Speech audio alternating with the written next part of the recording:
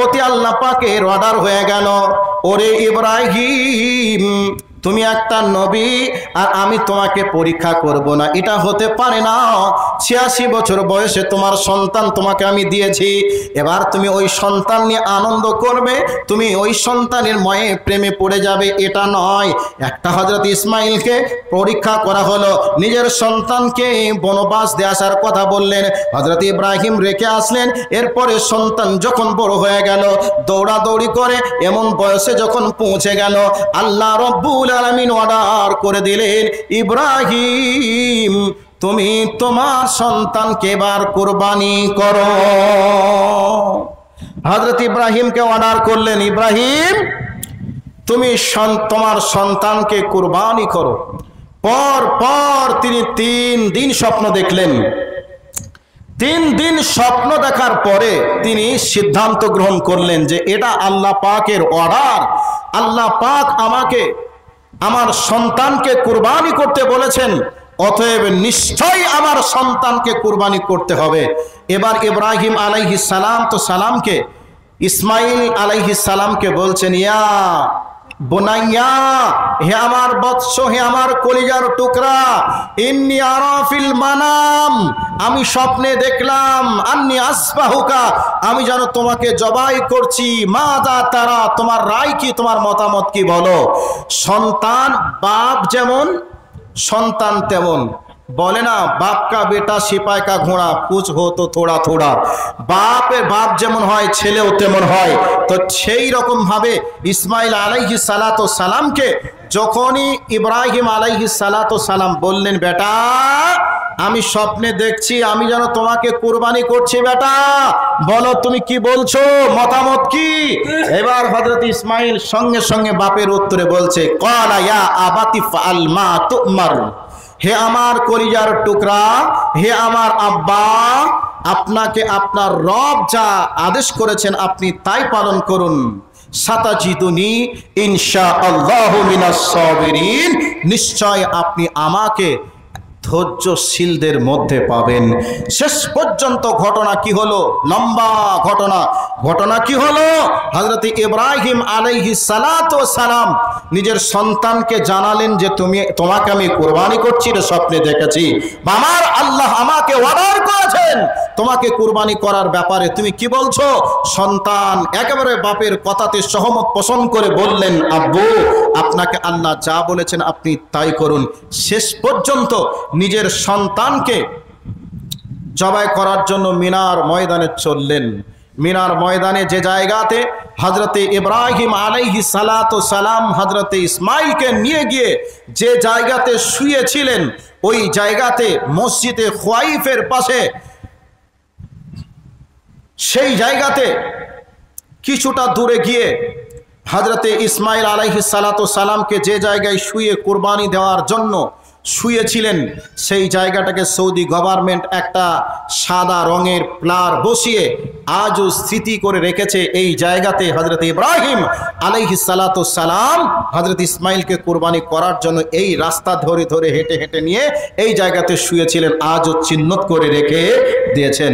হযরত ইসমাইল আলাইহিস সালাতু সালামকে ইসমাইল আলাইহিস সালাতু সালাম বলছেন, আব্বা আমাকে আপনি চিৎ করে শুয়ে দেন, যাতে করে আপনি আমার প্রতি মায়া মমতা না রেখে আল্লাহ আপনাকে যেভাবে বলেছেন আপনি সেভাবে আপনি আপনার রবের বা আল্লাহর ওয়াদাকে পালন করার জন্য আপনি আমার গলে ছুরি চালিয়ে দেন।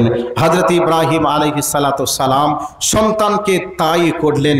শেষ পর্যন্ত আল্লাহ পাক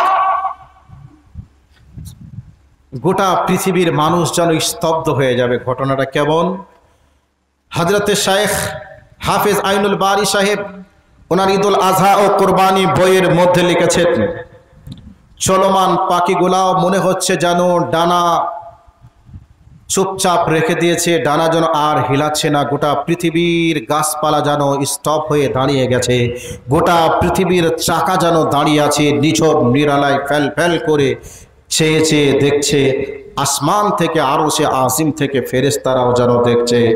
বাপ কেমন আর বেটা কেমন, আল্লাহ যে অর্ডার করেছেন সেই অর্ডারকে পালন করার জন্য নিজেও আজকে বাস্তব ফিল্ডে নেমে গেছে, সন্তানও আজকে বাপ যেভাবে সন্তানকে মানুষ করেছে সেইভাবেই সন্তান যেন আজকে বাপের মতো হয়ে গড়ে উঠেছে, সন্তানকে চাকু চালিয়ে কোরবানি করবে। এমতো অবস্থায় আসমান থেকে ফাদাইনাহু বিযিবহিন আযীম, আল্লাহ পাক আরশে আজিম থেকে একটা দম্বাকে পাঠিয়ে দিলেন জিবরাইলের মাধ্যমে। এদিকে হযরতে ইসমাইল পাশে দাঁড়িয়ে, আর দম্বা হয়ে গেল কুরবানি। আল্লাহর পক্ষ থেকে আল্লাহ পাক জানিয়ে দিলেন কাদ সাদ্দাকতা রুইয়া। আল্লাহ পাক বলে দিলেন, হে ইব্রাহিম, তুমি যে স্বপ্নটা দেখেছো সেটা তুমি আজকে সত্য স্বপ্ন বাস্তবে রূপান্তরিত করেছো। আল্লাহ তোমাকে দেখতে চেয়েছিলেন, আজকে তুমি পরীক্ষায় সফলতার সহিত তুমি আজকে উত্তীর্ণ লাভ করেছো। এবার আমি আপনাদের কাছে বলছিলাম যে বিষয়, সে বিষয়টি হলো হযরতে ইব্রাহিম আলাইহিস সালাতু সালাম দোয়া করেছিলেন, দোয়া কবুল হয়েছে। কি দোয়া? পৃথিবীর সবথেকে দামি খাবারটা তুমি আমার সন্তানের জন্য বরাদ্দ করিও, আমার পরিবারের জন্য বরাদ্দ করিও। পৃথিবীর অদ্বিতীয় খাবার, যেই খাবার খেলে কোনো খাদ্যের প্রয়োজন হয় না, যেই পানি পান করলে আর খাবারের প্রয়োজন হয় না, পানি পান করলে যেমন তৃষ্ণাও মিটে, জমজমের পানি পান করলে তৃষ্ণাও মিটে, ক্ষুধাও মিটে। আর বর্তমান সময়ে আমরা যদি এই পানি পান করি আমাদের ক্ষুধা মিটবে না, কিন্তু আমাদের তৃষ্ণা মিটবে, তাই না?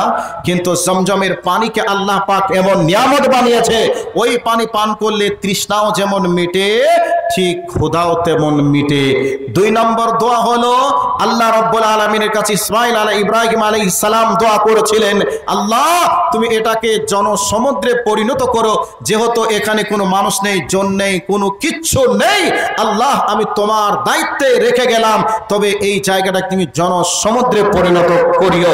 আল্লাহ পাক সে দোয়াকেও কবুল করলেন। পৃথিবীতে একই জায়গায় একই সাথে এত লোক থাকে, পৃথিবীতে এমন কোনো জায়গা নেই যেই জায়গাতে মক্কা শরীফে যত লোক থাকে পৃথিবীতে এত লোক কোথাও থাকে না। গত রমজান গেল, গত রমজানে সৌদি পত্রিকায় ছাপিয়েছে 1 কোটি লোক উমরা পালন করতে গেছে। পৃথিবীতে কেউ কি দেখাতে পেরেছে যে 1 কোটি লোক এক জায়গায় অবস্থান করছে? নেই। ইব্রাহিম যে দোয়া করেছিলেন দোয়া কবুল হয়েছে। আর আল্লাহর কাছে দোয়া করেছিলেন, আল্লাহ পৃথিবীর সেরা খাবারটা তুমি আমার সন্তানদের, আমার পরিবারের জন্য বরাদ্দ করিও। পৃথিবীতে যখন যেটাই খাবার হোক না কেন, যত দামি দামি খাবার, যত দামি দামি ফল ফ্রুট কোথাও পৌঁছানোর আগে মক্কা এবং মদিনাতে পৌঁছে যায়। পৃথিবীতে যে খাদ্য আপনি কোথাও পাবেন না, সে খাদ্য মক্কা এবং মদিনাতে পাবেন। পৃথিবীতে কোনো একটা জায়গায় যদি একই সঙ্গে 1 কোটি লোক জড়ো হয়ে যায়, মানুষ সেই খাদ্যের যোগান দিতে গিয়ে অপারগতা প্রকাশ করবে। কিন্তু সৌদি আরবে যারা হজ করতে গেছে তারা কেউ কোনোদিন বলতে পারিনি আজকে আমরা খেতে পেলাম না, সৌদি গভর্নমেন্ট যোগান দিতে পারিনি। সেই ইব্রাহিম আলাইহিস সালাম দোয়া করেছিলেন, সেই দোয়া আল্লাহর দরবারে কবুল হয়ে আজও পৃথিবীর মাটিতে জমজমের পানি আছে। আজও সেই পৃথিবীর মাটিতে কোরবানির বিধান হযরত ইব্রাহিম নিজের সন্তানের গলে ছুরি চালিয়ে করেছিলেন, সেই সন্তানের বিধানকে আজও পর্যন্ত রেখেছে। আর ইব্রাহিম নবী দোয়া করেছিলেন, আল্লাহ আমার এই নীতিমালাকে, সুন্নাতকে তুমি কিয়ামত পর্যন্ত চালু রাখিও। এই জন্যে আমরা যে নামাজের ভিতরে দরুদ পড়ি, এই দরুদের সঙ্গে ইব্রাহিমের সঙ্গে হযরত মুহাম্মদুর রাসূলুল্লাহ সাল্লাল্লাহু আলাইহি ওয়াসাল্লামের একটা কানেকশন লাগিয়ে দিয়েছে। আর তারপরে পরে আমরা যে কুরবানি করি, সুন্নাত আবিকুম ইব্রাহিম আলাইহিস সালাম, আমরা যে কুরবানির সুন্নাত পালন করি, এই সুন্নাতটাও হচ্ছে হযরত ইব্রাহিম আলাইহিস সালাতু সালামের সুন্নাত। কাজেই আমার বক্তব্যের বিষয় হচ্ছে এখান থেকে আপনাদেরকে দেওয়ার একটা পয়েন্ট, সেটা হলো এই মাদ্রাসা প্রতিষ্ঠা করতে গিয়ে আপনাদের প্রতি অনেক বাধা বিঘ্ন আসবে। এগুলিকে প্রতিহত করে আপনাদেরকে ধৈর্যের জায়গায় দাঁড়িয়ে থাকতে হবে। ইব্রাহিম আলাইহিস সালাতু সালামকে 85 বছর বয়সে সন্তান দেওয়ার পরে আল্লাহ পাক পরীক্ষা নিলেন, ওই পরীক্ষায় তিনি সফলতার সহিত উত্তীর্ণ লাভ করলেন। আপনারা মাদ্রাসা প্রতিষ্ঠা করেছেন, এই প্রতিষ্ঠার পিছনে আপনাদের পরীক্ষা আসবে, লোকে গালি দেবে, লোকে অনেক কিছু বলবে, এর বিরোধিতা করবে, তারপরে আপনাদেরকে এই মাদ্রাসা নিয়ে টিকে থাকতে হবে। টিকে যদি আপনারা থাকতে পারেন তাহলে এর পিছনে একদিন সফলতা আসবে। এলাকা থেকে শিরিক বিদায় হবে, এলাকা থেকে বিদআত দূর হবে, এলাকা থেকে চুরি ডাকাতি ব্যভিচার সব কিছু দূর হবে।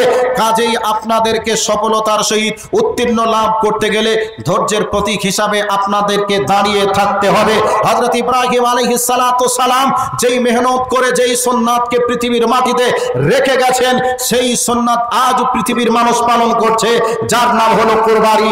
আপনারা যদি আপনাদের টাকা এবং আপনাদের সমস্ত কিছুকে দিয়ে কুরবানি করতে পারেন, ত্যাগ করতে পারেন, এই জন্য আল্লাহ পাক বলেছেন ইন্নাস সালাতি ওয়ান নুসুকি ওয়া মাহইয়ায়া ওয়া মামাতি লিল্লাহি রাব্বিল আলামিন। আল্লাহ পাক বলেছেন তুমি বলো যে আমার জীবন, আমার মরণ, আমার কুরবানি সব তোমার জন্য। আপনি ভাববেন আমি আজকে যে বাৎসরিক জালসা দিচ্ছি এটা আল্লাহর জন্য দিচ্ছি, আমার সন্তানকে মাদ্রাসায় অ্যাডমিশন করাবো এটা আল্লাহর জন্যই করাবো, আজকে মাদ্রাসার জন্য 10টা টাকা 10,000 টাকা আমি যেটা দেব এটা আল্লাহর জন্যই দেব। এটা যদি আপনার হয়ে যায় তাহলে দেখে নেবেন এর বিনিময়ে আপনার জীবনে আসবে সফলতা, পরকালে আপনি পাবেন জান্নাতুল ফিরদাউস। কাজেই এই পিছনে আপনাকে অনেক কিছু ত্যাগ করতে হবে, ত্যাগের পরে আপনাকে ধৈর্য নিয়ে এই মাদ্রাসার পিছনে শ্রম দিতে হবে। ইনশাল্লাহ আপনি এর বিনিময়ে জান্নাত পাবেন। আর লোক কিয়ামত পর্যন্ত বলবে এ মাদ্রাসা কে প্রতিষ্ঠা করেছে, অমুকজন প্রতিষ্ঠা করেছে, এ মাদ্রাসার ভিত কে দিয়েছিল, অমুকজন দিয়েছিল। এর একটা স্মৃতি আপনার থেকে যাবে, কিয়ামত পর্যন্ত এর নেকির একটা সিলসিলা আপনার থাকবে, এর বিনিময়ে আপনি জান্নাত পাবেন। তো হযরত ইব্রাহিম একটা নবী, এর নবীকেও আল্লাহ পরীক্ষা নিতে ছাড়েননি। এই নবীর জীবনে 113টা পরীক্ষা আল্লাহ নিয়েছিলেন। 113টার মধ্যে মারাত্মক পরীক্ষা ছিল 13টা, আর 13টার মধ্যে মারাত্মক ছিল 3টা। 3টার মধ্যে কি কি? নিজের সন্তানকে গলায় ছুরি দিতে হয়েছিল। নাম্বার 2, নিজের সন্তানকে বন জঙ্গলে রাখতে হয়েছিল। নাম্বার 3, নিজেকে আগুনের ভিতরে যেতে হয়েছিল। এই 3টে হযরত ইব্রাহিমের জীবনে মারাত্মক পরীক্ষা। কাজে আপনাদের এই এলাকার পরিস্থিতি পরিবেশ কি এটা জানি না, তবে মাদ্রাসার ভিত দিয়েছেন মানে আপনাদের উপরে পরীক্ষা আসবে। এই পরীক্ষায় আপনাকে ধৈর্য ধরতে হবে। ধৈর্য ধরে ধৈর্যের পরীক্ষা দিয়ে আপনাকে সফলতার ডিগ্রি অর্জন করতে হবে। এর বিনিময়ে আপনার এলাকায় শান্তির বাতাস বওয়াতে থাকবে, আর আপনারা ইনশাল্লাহ একদিন জান্নাতুল ফিরদাউসের মেহমান হবেন। কাজেই মানুষ না থাকলে বক্তার বক্তব্য রাখতে ভালো লাগে না। তো রাত 11:15 বাজলো। এবার আপনাদেরকে আমি মাত্র আর 5টা মিনিট আপনাদের মাঝে আছি। 5 মিনিট পরে আমি বিদায় নেব। তো 5 মিনিট আগে আপনাদেরকে বলছি, আজকে এ মাদ্রাসার উদ্বোধনী একটা অনুষ্ঠান। নিশ্চিত এ মাদ্রাসায় পঠন পাঠন শুরু হয়েছে বা হবে। তো এই মাদ্রাসার প্রতি আপনাদেরকে অবশ্যই যত্নবান হতে হবে। প্রত্যেকটা মানুষ নিজের বাচ্চা ছেলেদেরকে যেমন ইংলিশ মিডিয়ামে পড়তে দিচ্ছেন, বাংলা মিডিয়ামে পড়তে দিচ্ছেন প্রাইভেট স্কুলগুলিতে, তো আপনাদের এই প্রতিষ্ঠানটাকে প্রাইভেট স্কুলের মতো করে আপনারা রূপান্তরিত করার চেষ্টা করবেন। যে মাদ্রাসা এখানে আরবি থাকবে, আরবির সাথে সাথে ইংলিশ থাকবে, বাংলা থাকবে, হিন্দি থাকবে, আর এখানে কোরআন এবং হাদিসের যে শিক্ষাটা দেওয়া অন্যান্য শিক্ষা প্রতিষ্ঠানে আছে সেটা আপনারা যোগ করিয়ে মাদ্রাসার পঠন পাঠনকে একটু উন্নত মানের জায়গায় নিয়ে যাওয়ার চেষ্টা করবেন। আর প্রত্যেকটা গার্জিয়ানের কাছে অনুরোধ থাকবে, যেমন আপনি ইংলিশ মিডিয়ামে টাকা খরচ করে পড়াচ্ছেন, বাংলা মিডিয়ামে 300, 400, 500 টাকা করে বেতন দিয়ে আপনি পড়াচ্ছেন, ঠিক আপনারা এরকম একটা মান উন্নয়নের প্রতিষ্ঠান গড়বেন। আর আপনারা প্রত্যেকটা মাসে একটা সিস্টেম করার চেষ্টা করবেন যে এখানে যারা পড়বে মানে ভালো শিক্ষক দিয়ে পড়ানো হবে, যারা পড়বে ভালো তাদের পড়াশোনা করানো হবে, তার পাশাপাশি প্রত্যেকটা ছাত্রের কাছ থেকে একটা অ্যাডমিশন ফি এবং আপনার মাসিক একটা চার্জ থাকবে। তাহলে যারা পড়াবেন সন্তানদেরকে গার্জেনের একটা চাপ থাকবে যে আমি আমার সন্তানকে যে প্রতিষ্ঠানে দিলাম কতটুকু শিখলো, এটু একটু দায়িত্ব থাকবে। নাম্বার 2, যারা শিখাবে শিক্ষক তাদেরও একটা চাপ থাকবে। ভালো করে শিক্ষা না দিতে পারলে গার্জেনদেরকে কৈফিয়ত দিতে হবে। তারা যদি কৈফিয়ত চায় তাহলে কি কৈফিয়ত দেব, এইরকম একটা আপনার চিন্তা চেতনা থাকবে। সেই জন্য প্রত্যেককে অ্যাডমিশন দিয়ে ভর্তি করাবেন, আর প্রত্যেকটা মাসের একটা সিস্টেম থাকবে, চার্জ থাকবে। তাহলে দেখবেন পঠন পাঠনের দিকটা উন্নত হবে। যেমন বাংলা শিখবে, ইংরেজি শিখবে, হিন্দি শিখবে, পাশাপাশি কোরআনের এবং হাদিসের বর্ণিত দোয়াগুলা শিখবে। এদিকে ছেলে 4 পাস করতে করতে জানাজার দোয়া, 5 ওয়াক্তের নামাজের দোয়া, বাড়িতে কি বলে ঢুকতে হয়, মা বাবাকে কি বলে ডাকতে হয়, সমস্ত কিছু শিখবে। তাহলে আপনার ছেলেকে যদি মনে করেন কোথাও গিয়ে আমি 5-এ ভর্তি করব, আপনি 5-এ নিঃসন্দেহে ভর্তি করতে পারবেন। এরকম চিন্তা চেতনা অবশ্যই রাখবেন। আর এই মাদ্রাসার নিয়ে আপনারা একটা গর্ববোধ করবেন। গ্রামে একটা মাদ্রাসা তৈরি হয়েছে, মাদ্রাসাটা এইরকম উঁচু মানের শিক্ষা দেওয়া হয়। আজকে আমার ছেলে এই মাদ্রাসায় পড়ে। আমরা এই মাদ্রাসাকে বড় একটা জায়গায় নিয়ে যেতে চাই, যেখান থেকে আমাদের সন্তানেরা আলিম হবে, হাফেজ হবে। এইরকম চেতনা আপনাদেরকে নিয়ে যেতে হবে। এদিকে আপনাদের কাছে একটা অনুরোধ রাখলাম, আর এ প্রতিষ্ঠানকে মনে করবেন না যে ভিখারির বিদ্যা। এ বিদ্যা ছাড়া কোনো বন্ধুর পার হওয়ার সুযোগ নেই। যত বড়ই বন্ধু হোক, এ বিদ্যার কাছে নিজ সবাইকে হতে হবে। আপনার গ্রামের একটা MBBS ডাক্তার, আপনার একটা হচ্ছে সার্জেন, একটা মানে কাস্টম অফিসার, এই ধরনের বড় ডিগ্রিধারী একজন ব্যক্তি আছে। আচ্ছা বলুন তো, কলকাতায় চাকরি করে ওই ব্যক্তি যদি চাকরি থেকে বাড়ি আসে, তাকে আপনাদের এটা সম্ভবত সামনেরটা মসজিদ, এই মসজিদে কি আপনারা ইমামতি করতে দিবেন? তাকে দিবেন? দেবেন না। কিন্তু ইমামতি কে করবে? এই মাদ্রাসা থেকে যে ব্যক্তি কোরআন শিখেছে তাকে ইমামতি করতে দিবেন। জানাজা কে পড়াবে? যে মাদ্রাসায় পড়েছে সে জানাজা পড়াবে। কি একটা ছেলে, সে মানে তার বাপ মারা গেল, এই বাপ মারা যাওয়ার সময় বাপ ডাক্তার করেছে, ইঞ্জিনিয়ার করেছে, মাস্টার করেছে, প্রফেসর করেছে, এই ধরনের ব্যক্তিগুলাকে কি জানাজা পড়াতে দেবে? দেবে না। বাংলাদেশে একটা ছেলে জানাজার পিছনে দাঁড়িয়ে খুব জোরে কান্না করছে। এমতো অবস্থায় ইমাম সাহেব মনে করছে যে হতে পারে বাপ মারা গেল, এই জন্যে কান্না করছে। শেষ পর্যন্ত ইমাম সাহেব নামাজের পরে সন্তানকে একবারে ধৈর্য দিয়ে বলছে, ভাই কান্না করিয়েন না ভাই, আমারও আব্বা মারা গেছে, আমি একদিন মারা যাব। আজকে আপনার আব্বা চলে গেছে, একদিন আপনিও চলে যাবেন, আপনার ছেলে এভাবে কান্না করবে। এরকমভাবে মাওলানা সাহেব সান্ত্বনা দিয়ে বোঝাচ্ছে। ছেলে বড় অফিসার, IPS অফিসার, বাপের জানাজার পিছনে দাঁড়িয়ে কাঁদছে আর তার বিবেকে নাড়া দিয়েছে, আমি হলাম IPS অফিসার। আজকে আমার বাপ আমাকে IPS বানাতে গিয়ে অনেক মেহনত করেছে। আমার বাপ আজকে চলে গেল, আমার বাপের আজকে শেষ জানাজাটা আমি করাতে পারলাম না। আমার আব্বা আমাকে এই জায়গাটা শিক্ষা দেয়নি। আজকে আমার এই শিক্ষার দাম কি আছে যে আমার বাপের শেষ জানাজার নামাজটা একটা ভাড়াটিয়া ইমামকে দিয়ে পড়াতে হলো। আমি আমার দুঃখ রাখবো কোথায়? এইরকম দুঃখ করে যখন কান্না শুরু করেছে, ইমাম সাহেবকে বলছি, ইমাম সাহেব আমার বাপ মরেছে, আমি এই জন্য কান্না করিনি, কান্না করছে আমি এই জন্য যে আমার বাপের শেষ জানাজাটাও আমি পড়াতে পারলাম না। আমার কি দাম আছে, আমার কি মূল্য আছে? এই কথা বলে সে ব্যক্তি আফসোস করেছে। ঠিক আমাদেরও এইরকম আফসোস হওয়ারই একটা বিষয়। প্রত্যেকে চেষ্টা করবেন কোরআন হাদিস শেখা আর নিজের বাবা মার জন্য দোয়া করা। তো আজকে মাদ্রাসার উদ্বোধনী সভা, জানি না আপনাদের নিয়াত কি আছে। এই মাদ্রাসার উদ্বোধনী সভাতে আপনারা যারা উপস্থিত আছেন, এখানে ইমাম হাসান বাসরি রহমতুল্লাহ আলাইয়ের একটা উক্তি আপনাদেরকে শোনাচ্ছি। ইমাম হাসান বাসরি রহমতুল্লাহ আলাই তিনি বলেছেন, মানুষ যখন মারা যাবে, মারা যাওয়ার পূর্ব মুহূর্তে 3টে আফসোস করতে করতে মারা যাবে। 1 নম্বর আফসোস করবে, আমি দুনিয়ায় আসলাম, দুনিয়ায় এসে যা উপার্জন করলাম, এ উপার্জনের আমি কতটুকু ভোগ করলাম? আমি বেশি কিছু তো ভোগ করতে পারলাম না, সব কিছু তো ওয়ারিসের জন্য রেখে গেলাম।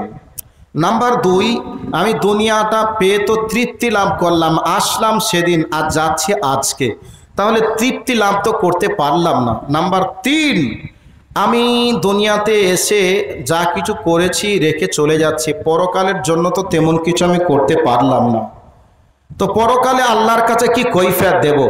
এইরকম 3টে আফসোস প্রত্যেকটা মানুষ করবে যদি আমলের খাতাটা যদি শূন্য হয় বা আমলের খাতা যদি কম হয়। সেই জন্য আমরা যেদিন চলে যাব যেন এইরকমভাবে আফসোস করে করে যেতে না হয়। সেই জন্য আপনাদেরকে বলছি, যারা এখানে উপস্থিত, আল্লাহ কাকে কিভাবে রেখেছেন জানি না, তাই আমরা এসেছি যাব একথা চূড়ান্ত সত্য। তো আজকে এই মাদ্রাসার উদ্বোধনী অনুষ্ঠানে কর্তৃপক্ষ যদিও আমাকে বলেননি যে কালেকশনটা করতে হবে, আমি আপনাদেরকে ভালোবেসে বলছি, ভালোবেসে এই জন্য বলছি, আপনি যেটা দিচ্ছেন এটা আখেরাতের ব্যাংকে জমা করবেন। আল্লাহ রসুল বলেছেন মানুষের সম্পদ হচ্ছে তিনটা, একটা হচ্ছে সে যেটা নিজে খায় এটা তার সম্পদ, আর যেটা সে পরে জামা কাপড় এটা তার সম্পদ, আর যেটা আখেরাতে জমা করে সেটা তার সম্পদ। দুটি সম্পদ, একটা খেয়ে যায় পায়খানা করে শেষ করে ফেলে দেয়, একটা কাপড় জামা কাপড় পরে ছিঁড়ে যায় ফেটে যায় নষ্ট হয়ে যায়, আর একটা জমা থাকে যেটা আখেরাতে দেয় এটা জমা থাকে। তাহলে তিনটে সম্পদের মধ্যে দুটি সম্পদ আমরা দুনিয়াতে শেষ করে চলে যাই, একটা সম্পদ জমা থাকে আখেরাতে। সেই জন্য আখেরাতের জন্য যে ডাকবে যে বলবে তাকে নিজের বন্ধুরূপে কবুল করার চেষ্টা করবেন, বন্ধু মনে করবেন, কারণ এ আখেরাতে আপনার যা কিছু আখেরাতের জন্য করবেন সেটা আখেরাতে পাবেন। এই জন্য যারা এখানে উপস্থিত, আমি আজকের দিনে চাপাচাপি কিচ্ছু করছি না, বলবো না, প্রত্যেকটা মানুষ যারা আছেন কাছে যদি নাও থাকে লিখে দিবেন, 2-1 দিনের মধ্যে দিয়ে দিবেন। কেউ কে আছেন যিনি 1000 টাকা দিবেন উদ্বোধনী অনুষ্ঠানে, আর আপনারা যারা উপস্থিত আছেন 500 টাকা করে চাচ্ছি, 500 টাকা করে আল্লাহর এ নবীর মাদ্রাসাতে দিবেন। আজকে নেই, আপনি লিখে দেন, 5 দিন পরে দিবেন, ইনশাআল্লাহ এটা আপনার আখিরাতের ব্যাংকে জমা হবে।